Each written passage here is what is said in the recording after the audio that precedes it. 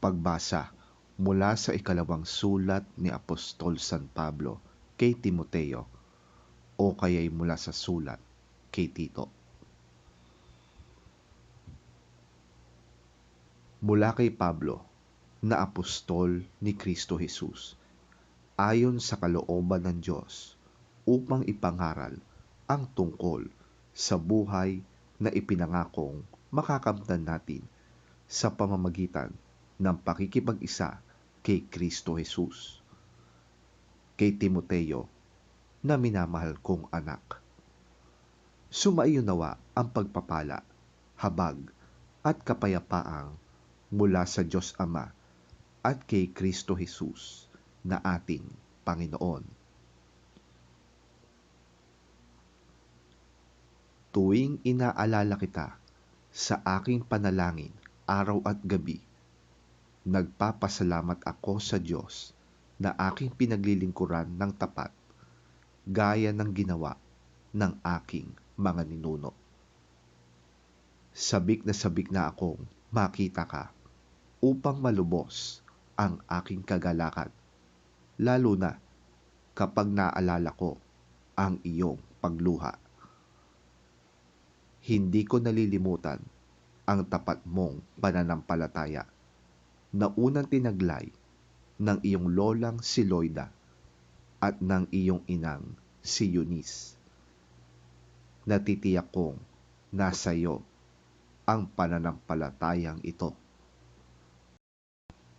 Dahil dito, ipinapaalala ko sa iyo na gamitin mong mabuti ang kaloob na ibinigay sa iyo ng Diyos nang ipatong ko sa iyo ang aking mga kamay.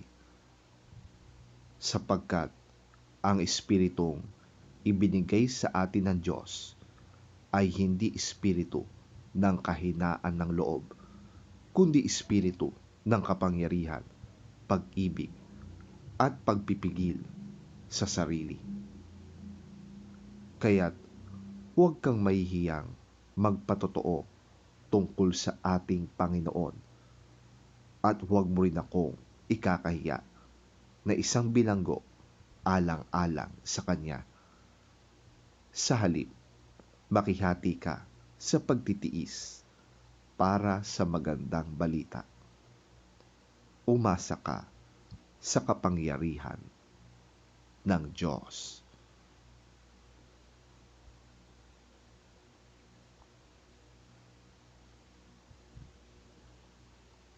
Mula kay Pablo, isang lingkod ng Diyos at apostol ni Hesukristo. Sinugo ako upang patibayin ang pananampalataya ng mga hinirang ng Diyos at upang palawakin ang kanilang kaalaman tungkol sa katotohanang makakapaglapit sa atin sa Diyos at binigyan sila ng pag-asa sa buhay na walang hanggan. Bago palikhain ang sanlibutan, ang buhay na ito'y ipinangako na ng Diyos na kailanmay hindi sinungaling. Ipinahayag niya ito sa kanyang salita sa takdang panahon, at ako ang napagkatiwalaang mangaral nito ayon sa utos ng Diyos na ating tagapagligtas. Sumusulat ako kay Tito, na tunay kong anak sa pananampalataya. Sumaiyo nawa ang pagpapala at kapayapaang mula sa Diyos Ama at mula sa ating tagapagligtas na si Kristo Jesus. Iniwan kita sa Kreta upang ayusin mo ang mga bagay na dapat pang ayusin at upang pumili ka ng mga matatandang mamamahala sa iglesia sa bawat bayan, ayon sa iniutos ko sa iyo.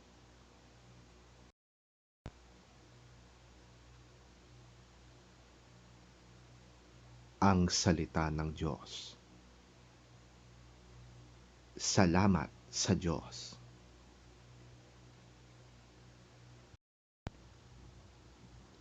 Ang mabuting balita ng Panginoon ayon kay San Lucas.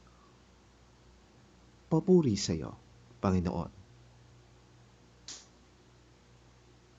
Pagkatapos nito, pumili ang Panginoon ng 72. Sila ay isinugo niya ng dala-dalawa sa bawat bayan at pook na pupuntahan niya. Sinabi niya sa kanila, napakarami ng aanihin, ngunit kakaunti ang mga mag-aani. Idalangin ninyo sa may-ari ng aanihin na magpadala siya ng mga mag-aani. Sige, pumunta na kayo. Isinusugo ko kayong parang mga tupa sa gitna ng mababangis na asong gubat.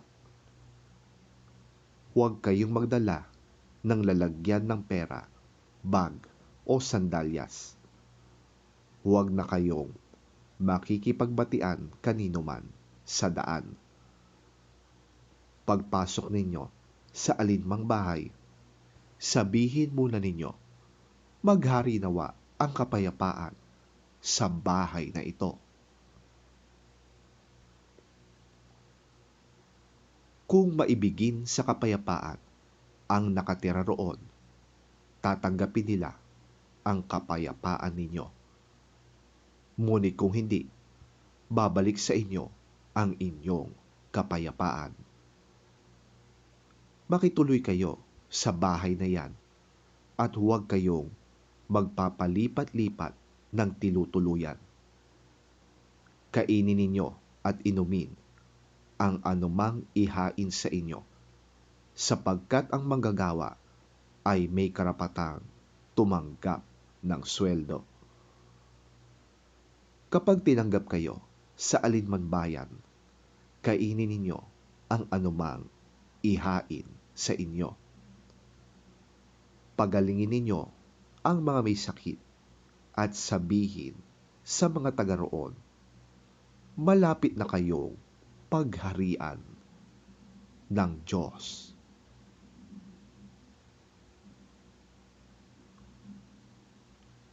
Ang mabuting balita ng ating Panginoon. Pinupuri ka namin, Panginoong Hesukristo. After this, the Lord appointed 72 others and sent them 2 by 2 ahead of him to every town and place where he was about to go. He told them, the harvest is plentiful, but the workers are few. Ask the Lord of the harvest, therefore, to send out workers into his harvest field. Go, I am sending you out like lambs among wolves. Do not take a purse or bag or sandals, and do not greet anyone on the road. When you enter a house, first say, peace to this house. If someone who promotes peace is there, your peace will rest on them.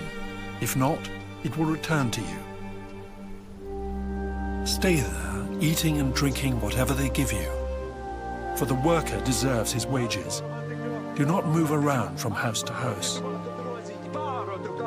When you enter a town and are welcomed, eat what is offered to you.